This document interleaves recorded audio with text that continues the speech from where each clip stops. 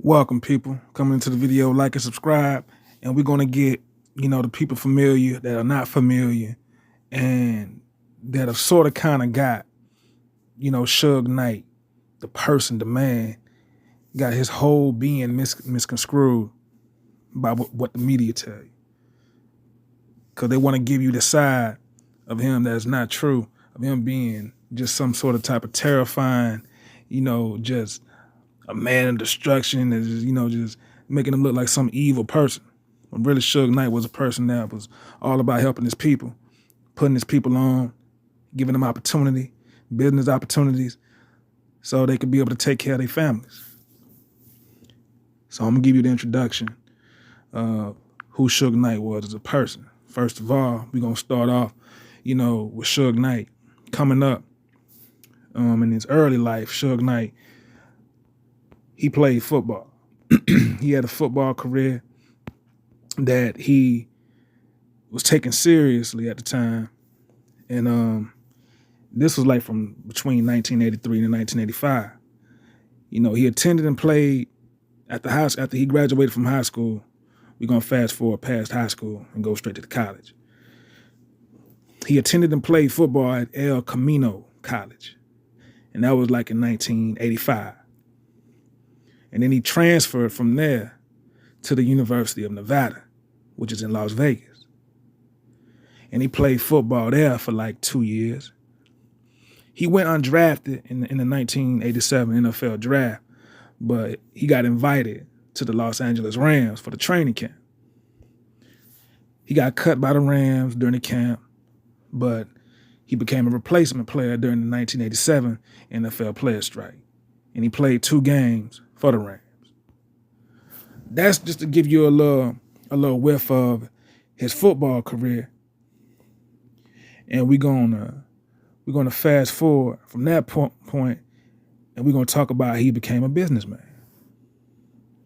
Now, after that point, Suge Knight wanted to pursue, and like he was a bodyguard for, I think he bodyguarded for Bobby Brown, and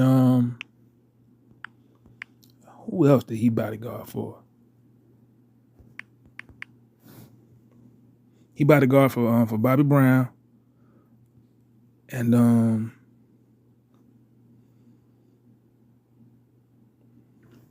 I want to say someone else too, but I can't think of the name at the time. But the fast forward, y'all, he was a record executive, co-founder, of course, and former CEO of Death Row Records. Death Row Records is such a powerful, inspirational record label, but had a lot of drama surrounding it. But, it's hip hop, and things are going to come around a certain such when you got, certain type of, energies that surrounding, anything or anybody. But it's going to always be looked at a certain way for people that don't understand and wasn't really in that circle. But Suge Knight, he was like some sort of like a central figure in the gangster raps, the commercial success in the 90s. And that feat is attributed to the record label's first 2 album releases, which Suge Knight was associated with Dr. Dre's The Chronic in 1992 and Snoop Dogg's Doggy Style in 1993. Now Suge he was currently serving later on, fast forward, we're gonna get to that point where we talk about a 28-year sentence in prison that he facing right now from the, alleged fatal hit and run. But before founding Death Row Records, Suge Knight, as I was just stating, before he became a record executive CEO, him playing football. And but after that 1987 NFL strike, him playing 2 games for the Rams, in 1995, Tupac began serving a prison sentence. So after he became a bodyguard, after he became, after he was playing football and things of that sort, and after the whole 2 football games he played for the LA Rams, he became, being a bodyguard. He bodyguard, like I said, for Bobby Brown. And from that point on, he said he didn't want to just be a bodyguard. So he started wanting to look for talent. And then in 1995, as we fast forward, Tupac, and long live the Tupac, he began serving a prison sentence of about 4.5 years for allegedly, a lie that was told on him, a sexual abuse conviction. And Suge Knight heard about that, and he wanted to have somebody bring onto his label along with, with Dre and Snoop.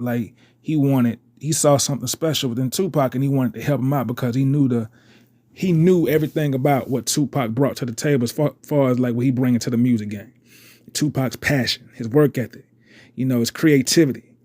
It's just unmatched like any other. So Suge Knight wanted to help Tupac with him facing up to the 4.5 years for the sexual abuse conviction. He struck a deal with Pac in that same month, October, and posting his 1.4 million bail, freeing him from prison, pending from an appeal, that was of that conviction. So while signing him in prison to Death Row Records, in 96, the label released Tupac's greatest, one of his greatest commercial successes of All Eyes on Me. Because this was after Pac had already had his Me Against the World was before All Eyes on Me. Me Against the World was another success. I feel like I like Me Against the World. That was more of an inspiration. All Eyes on Me was more like a party album, but Me Against the World was more like an inspirational. It really talked to you and spoke to your soul. And a lot of people, felt where Pac was coming from. The message was so strong in Me Against the World. But All Eyes on Me was after that, of course. So in 96, when the label released, All Eyes on Me, that really brought Death Row and took Death Row to a whole nother level. But Dr. Dre had left Death Row Records, before, of course, Tupac's death. And followed up with him with Snoop Dogg, because Dre, and Snoop Dogg was tied in together. So they was tag team. So it's when Dre left, Snoop was right there leaving too. But Suge was a person that really wanted to see his people win. And I know that, people want to say, he was affiliated with Pyru and the Bloods and all that, but that was beside the point of the business opportunities that he gave out and he looked out and he helped out all at the same time with trying to put, his people on. And he didn't allow nobody to mess over him business-wise because Suge was very smart, very intelligent. So you couldn't get nothing by on him business-wise, not dealing with numbers or anything, because he was educated. He went to school, he was educated, and he knew all about the system and within the music industry and the type of game they try to play with these numbers and the type of game they try to play, with certain words they try to use to try to throw a black man off that they see that could be in position of power at the time, because he was on the verge of being, within that power, because he had his own record label. So when you got your own record label, they want to look at you as you another knucklehead, don't know nothing about the industry, but they were fooled. They didn't know that Suge Knight had as much knowledge. And that's the importance of this whole situation within the music industry. You have to be knowledgeable about what you're doing instead of just trying to jump head in first, because you're going to get to a time where you're going to talk to these execs and they're going to think that they could just say whatever and pitch whatever and thinking that you can supposed to go along with it because they trying to make it make sense to you, which really don't make sense, but they trying to make it make sense to throw you off, to have you looking like a fool and mess up the business on your end. So you could be in a messed up position because you don't know what's going on. But that was a total opposite of Suge Knight, because he knew exactly what was going on. He knew exactly and everything about the industry. So he did his research. He was well educated and intelligent of that sort, knowledgeable. So many words could describe that, because they couldn't get over on him. When you can't get over on a man, especially with his size, they want to try to add all extras to it. He was such a bad person, like a person that, that was dangerous. You know, you wouldn't want to be around him, do business with him. All because they couldn't play him like they tried to play, I guess, with anybody else. Now, with the Vanilla Ice thing, you know, that's a different situation because with Vanilla Ice, they had, I want to say it was a song that Suge Knight, I guess he had some sort of type of, I don't know what it was, but they didn't want to, it was rights that I think that Suge Knight was on with, I want to say with the Ice Baby, but they tried to steal that from Suge Knight.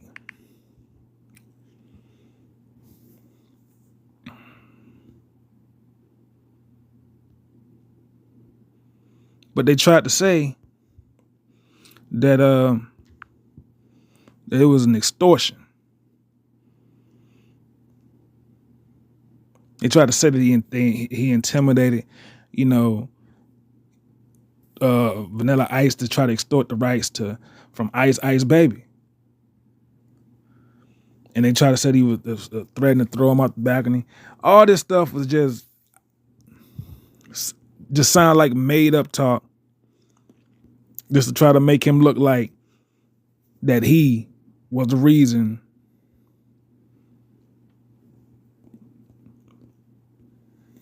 of trying to be some sort of type of intimidating factor when that wasn't even the case, man.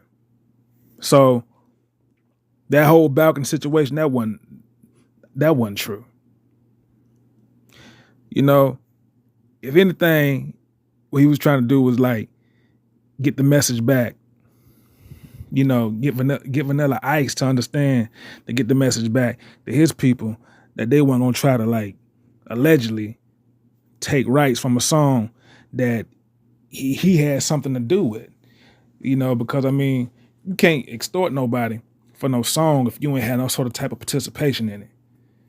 If Suge felt like somebody was trying to steal from him and they made up a song with it, then I'm gonna have to come see you about it too. So they tried to lie and make it seem like Suge Knight was trying to extort this man when Suge Knight had rights to that song in some sort of type of way with the wordings. I don't know if it was like specifically Ice Baby, but it was something dealing with that, I want to say. And they didn't want to give him credit for it or give him like a piece of the rights of what they made off from that song. So of course you're gonna have a problem with that. And he took care of it the best way he saw fit.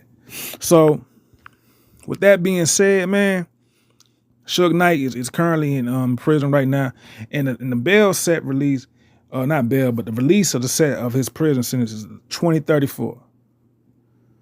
And it stated that he would be 69 years old through that time when he released. Hopefully he get released earlier, you know, due to good behavior and things of that sort.